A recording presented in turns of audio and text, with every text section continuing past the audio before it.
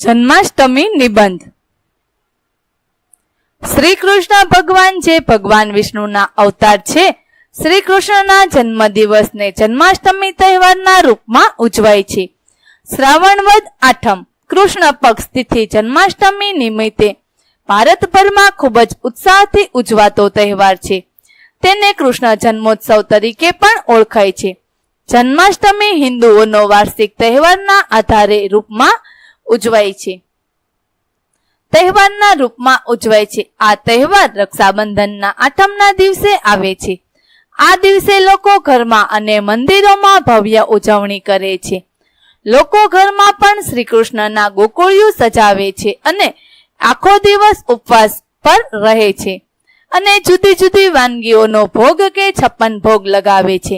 દ્વારકા અને મથુરામાં આ તહેવારની ભવ્ય ઉજવણી થાય છે. લોકો કૃષ્ણ ભક્તિમાં ડૂબી જાય છે. જન્માષ્ટમીની રાત્રે 12 વાગ્યે શ્રી કૃષ્ણનો જન્મ થયો હતો. તેથી રાત્રે 12 વાગ્યે મંદિરમાં અને ઘરોમાં પણ લોકો શ્રી કૃષ્ણનો અભિષેક, પૂજન અને આરતી કરીને ઉજવણી કરે છે.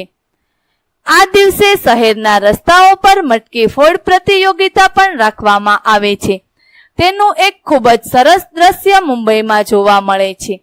આખો દિવસ ગોવિંદા આલા રે આલા જરા મટકી સંભાળ બ્રિજબાલા ના ગીત ગુંજાય છે. ભારે સંખ્યામાં લોકો આ મટકી ફોડનો આનંદ ઉઠાવે છે. મટકી ફોડ પ્રતિયોગિતા માટે ઇનામો પણ રાખવામાં આવે છે. ફૂટેલી માટલીની ટુકડીને તિજોરીમાં રાખવી સુકનવંતી માનવામાં આવે છે. જન્માષ્ટમી એટલે ભગવાન શ્રી કૃષ્ણનો જન્મદિવસ.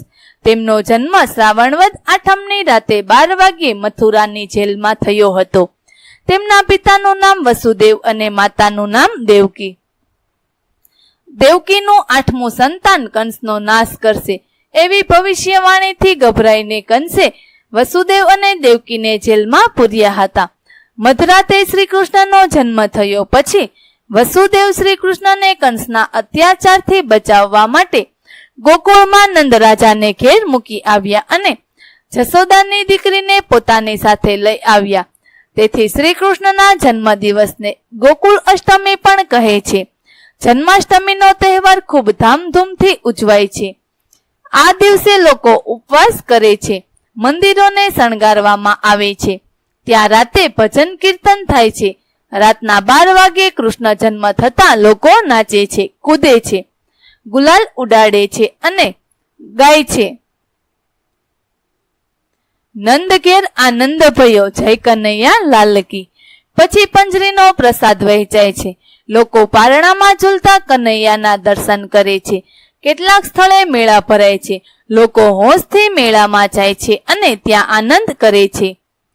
મહારમાં ઠેર ઠેર ગોરસ ભરેલી મટકી ફોડવાનો કાર્યક્રમ યોજવામાં આવે છે. કૃષ્ણને ગોપીઓ અને ગાયો ખૂબ પ્રિય હતા. તેમણે મથુરાના રાજા કંસનો વધ કરીને તેમના માતા પિતા તેમજ અનેક રાજાઓને કંસની કેદમાંથી છોડાવ્યા હતા. તેમણે કાળી નાગને નાથ્યો હતો. તેમણે મહાભારતના યુદ્ધ વખતે અર્જુનનો રથ હાંક્યો હતો અને કુરુક્ષેત્રના મેદાન પર અર્જુનને ઉપદેશ આપ્યો હતો. આ ઉપદેશ ગીતા નામના પુસ્તકમાં સચવાયેલો છે. ગીતા હિન્દુ ધર્મનું શ્રેષ્ઠ પુસ્તક ગણાય છે. આપણે ગીતાનો ઉપદેશ વાંચીએ અને તેને આપણા જીવનમાં ઉતારીએ.